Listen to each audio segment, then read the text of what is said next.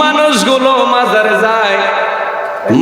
যায় বন্ডামি করার জন্য যায়, মাজারে যায় সিজদা করার জন্য যায়, মাজারে যায় বিভিন্ন খারাপ কাজ করার জন্য যায়। কয় এখন কি করবা, অনেকগুলো মাজার হয়ে গেছে। কয় কি করবা? কয় বাদশা আলমগীর একটা একটা মাজার আপনি ভেঙে দেন। জোরে বলেন নাউজুবিল্লাহ। কি দেন? মাজার ভেঙে দেন। বাদশা আলমগীর বলবেন হ্যাঁ হ্যাঁ মাজার ভেঙে দেওয়া হবে। ওই সমস্ত অলি বিদ্বেষীরা যায় বললেন হ্যাঁ মাজার ভেঙে দিতে হবে। কয় কোন মাজার থেকে আগে শুরু করব? কয় খাজা গরিবে নেওয়াজের মাজার থেকে আগে শুরু করেন, কারণ হিন্দু মুসলমান সব জাতি খাজা গরিবে নেওয়াজের দরবারে যায়। জোরে বলেন আল্লাহু আকবার।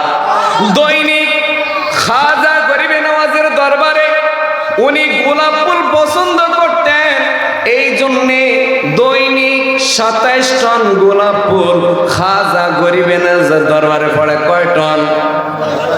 25 মনে 1 টন, এইভাবে 27 মন, কয়েকশো শুধু খাদেম আছে শুধু ফুলগুলো ফেলানোর জন্য। জোরে বলেন না আল্লাহু আকবার।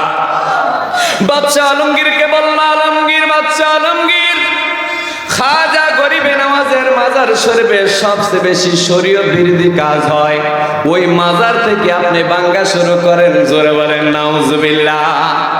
হ্যাঁ হ্যাঁ তোমাদের প্রস্তাবে আমি বাদশা আলমগীর রাজি হয়ে গেলাম।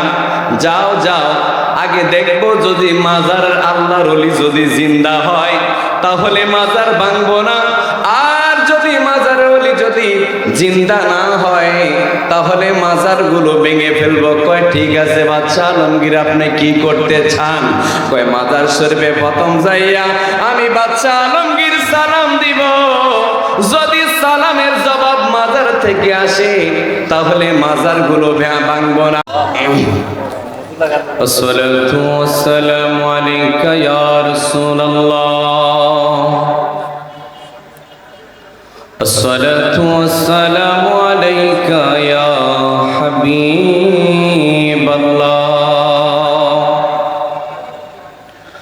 আসসালাতু ওয়াসসালামু আলাইকা ইয়া শফিউল মুজনিবিন, আসসালাতু ওয়াসসালামু আলাইকা ইয়া রাহমাতাল লিল আলামিন, আল্লাহুম্মা সাল্লি সাইয়্যিদিনা মাওলানা মুহাম্মদ ওয়া আলা আলিহি